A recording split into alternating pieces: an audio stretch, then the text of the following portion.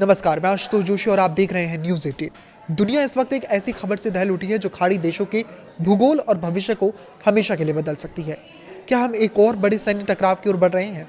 खबर वॉशिंगटन से है, जहां पेंटागन के गलियारों में एक सर्जिकल स्ट्राइक की फाइल खुल चुकी है।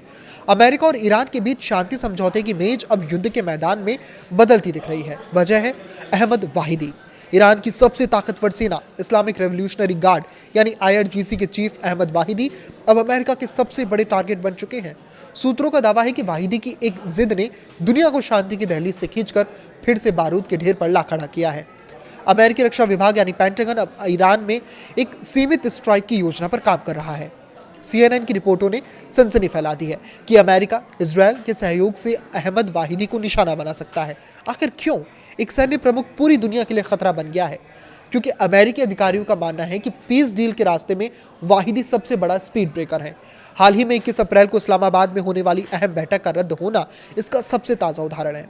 कहा जा रहा है कि वाहिदी के दबाव के कारण ही ईरानी डेलीगेशन अंतिम समय में वार्ता की मेज पर नहीं पहुंचा। उनकी मांग सीधी और सख्त है, जब तक अमेरिका हॉर्मुज जलडमरू मध्य के बाहर की नाकाबंदी नहीं हटाता तब तक कोई बात नहीं होगी। ईरान के भीतर की सत्ता संरचना इस वक्त बेहद नाजुक दौर से गुजर रही है। न्यूयॉर्क टाइम्स के मुताबिक अयातुल्ला अली खामनेई के बेटे यानी मुस्तफा खामनेई इस समय गंभीर रूप से घायल है।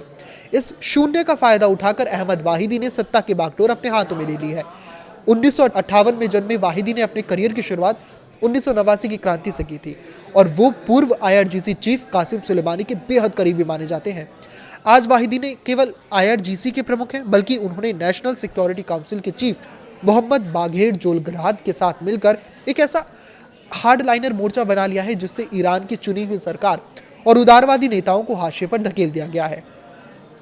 पेंटागन के कुछ रणनीतिकारों का मानना है कि शासन में बैठे कुछ कट्टरपंथी तत्वों को हटाए बिना ईरान को वार्ता की पटरी पर लाना असंभव है। मोहम्मद पाकपूर की हत्या के बाद मार्च 2026 में कमान संभालने वाले वाहिदी को अयातुल्ला का अटूट विश्वास प्राप्त है। अमेरिका की योजना सिलेक्टिव एलिमिनेशन की है ताकि ईरान की सैन्य जिद को तोड़ा जा सके। हालांकि इतिहास गवाह है कि कासिम सुलेमानी जैसी हस्तियों को हटाने के बाद तनाव कम होने के बजाय और बढ़ा है। क्या अहमद वाहिदी पर हमला ईरान को डराएगा या उसे एक भीषण जवाबी कार्रवाई के लिए उकसाएगा? ये सवाल आज पूरी दुनिया की नींद उड़ाए हुए है।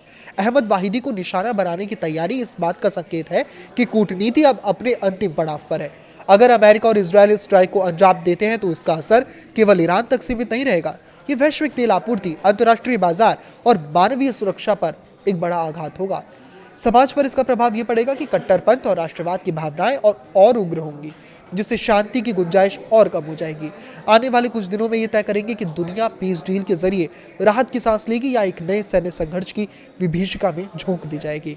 आखिर में शांति केवल हथियारों से नहीं बल्कि बातचीत की नीयत से आती है, जो फिलहाल दोनों तरफ से गायब नजर आ रही है। इस पर आपकी क्या राय है हमें कमेंट करके जरूर बताएं। लाइक करें, शेयर करें और इसी तरह जुड़े रहें। नमस्कार।